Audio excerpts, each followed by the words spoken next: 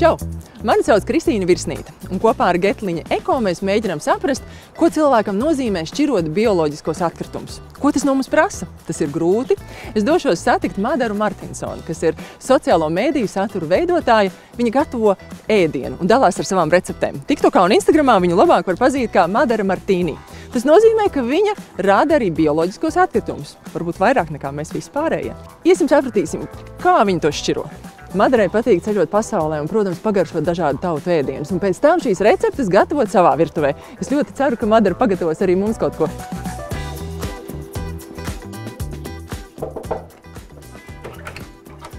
Čau! Tieši laikā es vārdu zupu nec iekšā. Garšojies, tas nāk.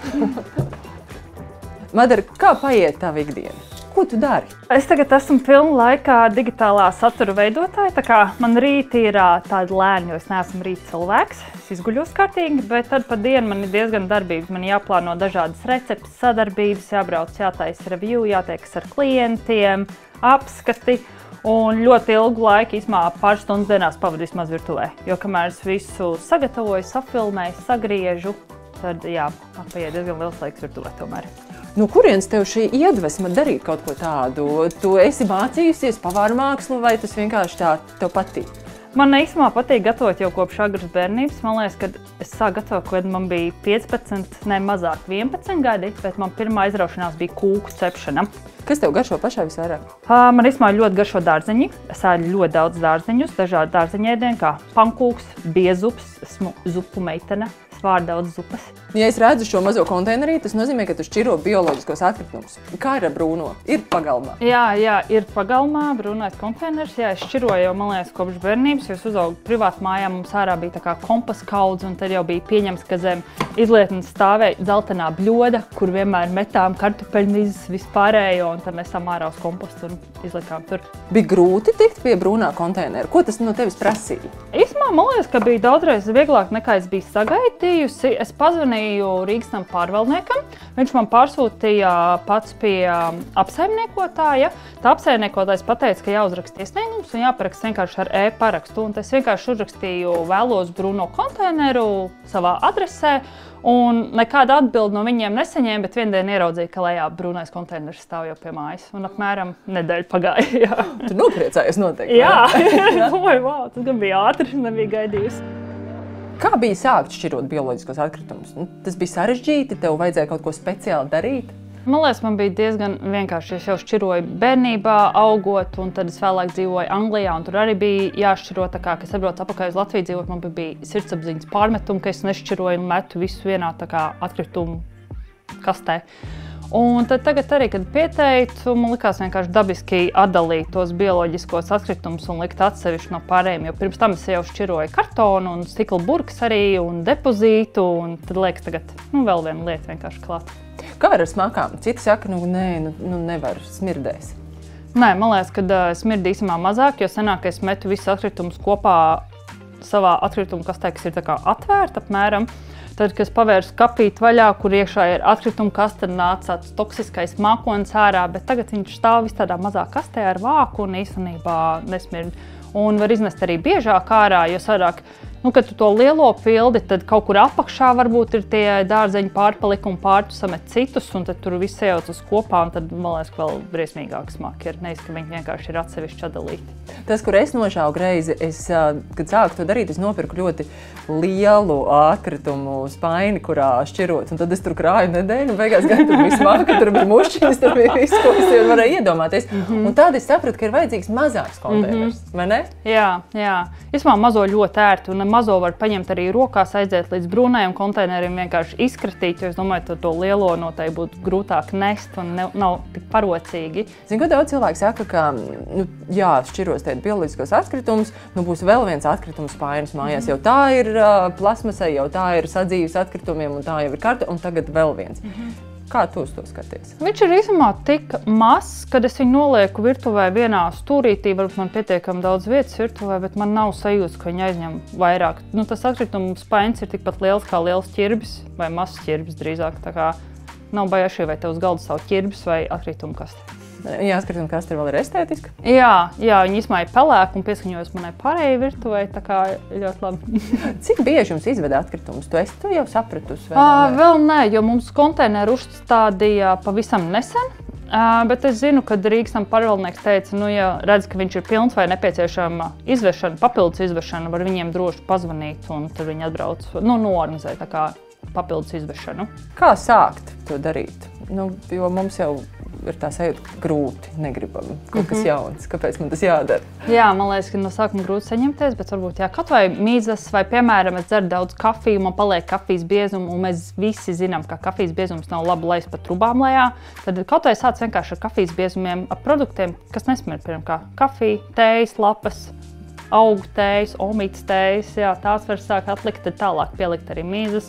Varbūt, ja tu neesi gatavs tam sīpolam, lai tās mīzes tur stāv, labi ielies to sīpolu otrā konteinerī, bet lies, piemēram, burkānu mīzes, ķirbmīzes, kurām nav tas aromāts spēcīgais. Es zinu, ka citi, man liekas, ka vēl uzglabā tās lietas saldētavā, un tā kā, ja tu negribi glabāt tajā konteinerā, tur uztaisīt saldētavā vienkārši maisiņu kaut vai samet visu mīzes, visu to, un vienkārši kadēji izņem no saldētavas un iemet konteinerī. Tu teici maisiņu. Tu esi jau sapratusi, ko drīkst un nedrīkst mest brūnajā konteinerā, jo plasmas maisiņus parasti nedrīkst. Jā, plasmas maisiņus nedrīkst. Man ir tie bio no kukurūzas cietas ražotie maisiņi, kas paši arī sadalās. Es zinu, tēju ļoti interesanti, ka jāpieno tēju maisiņā nedrīkst mest, bet tēju beramo var mest. Jā, bet tas liekas arī savā ziņā loģiski iepakojumi. Man vienīgi liekas interesanti, ka, piemēram, zupas un mērķis nevar liekt, jo, zin kā, tā ir klasika, ko vienmēr neapēd un kas paliek tajā ledusskapī. Tu esi kaut kur nošāvis greizi un iemetis kaut ko tādu, ko nedrīkst mest? Man liekas, ka vēl es neesmu piefiksējusi neko tādu, jo tagad galvenokārt es lieku no dārzeņiem visas mizas, sēklas, teju, maisiņu, kafiju. Īsmā šodien es googlēju, vai kafijas biezums tur var likt, jo man vienbrīd likās tā, varbūt tomēr nevar likt, un tad likās, nevar. Un es pa puķēm skatījos arī, jo man patīk puķis, un es viņas apgriežu un lapas noņem arī no istabas augiem, un tad es domāju, var likt tā kā, īsmā jau mizas un lapas nav liela atšķirība. Tu esi jūtusi, ka samazinās sadzīves atkrituma apjoms, kopš tu šķiro? Jā, ļoti. Un man liekas, ka lielāko atšķirību jūt, ja senāk nes atkritumus, ka viņi bija smagi, man liekas, no visām tām mizām un visa tiem dārzeņu atlikumiem un visa pārējā. Un tad tagad, man liekas, tas maiss ir daudzreiz vieglāks. Tu daudz gatavo ēdienu, tu mēģini pēc iespējas visu izmantot ēst gatavošanai? Jā. Es daudzreiz arī, piemēram, burkānu mizas, sipelmizas lieku klāt, ka es varu buljonu, jo tas piedod skaistu krāsu, arī aromātisks ir. Dārzeņiem, zaļumiem kātus es sakapāju, arī sasaldēju, vai arī sasienu saitīšu arī, ka var buljonu, vai, piemēram, es taisu spinātu pankūks, es pielieku klāt sablenderējot, jo tad nav svarīgi īsti kādā formā viņi ir. Es redzēju, ka tu izmanto biodegradējumos maisiņus, bet tie ir dārgi. Kā tu uz to skaties un to risini? Jo, es, piemēram, neizmantoju. Es esmu no laukiem un man šķiet, kāpēc man vēl jāliek kaut kāds maisiņš iekšā. Es taču varu arī bez maisiņa. Bet tad ir ķēpa ar mazgāšanu, protams, konteinerā. Jā, man liekas, varbūt man vienkārši tā ir uzreiz parocīgāk, ja es, piemēram, eju uz veikalu vai ārā no mājas, tad es paķeru to maisiņu, un tad man nav jānes apakaļ uz mājās nolikt konteineris, no tāda skatu punkta. Un es diezgan daudz arī tur sakrāju iekšā, un tad, man liekas, varbūt tā cena, ja izdala uz tām reizēm arī, cik ilgi tas maisiņš ir tajā konteinerī, nav tik daudz nemaz. Tu nenes katru dienu? Nē, es nenesu katru dienu.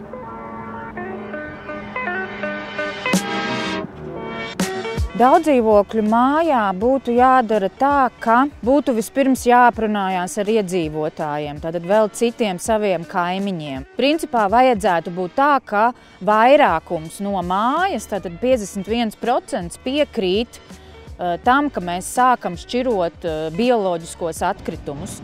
Un ja mēs esam panākuši šo vienošanos, jādod ziņa namu apsaimniekotājam, ka mēs esam gatavi sākt šķirot bioloģiskos atkritumus, un namu apsaimniekotājs tātad sazināsies ar atkritumu izvedēju un pieteiks šo te brūno konteineru. Un ja ir izveidojusies situācija, ka namu apsaimniekotājs varbūt nereaģē uz jūsu lūgumiem uzstādīt brūno konteineru, kaut gan tā ir ļoti tāda dīvaina situācija un būtu jāpārdomā par apsaimniekotāju maiņu, tad ir otra iespēja.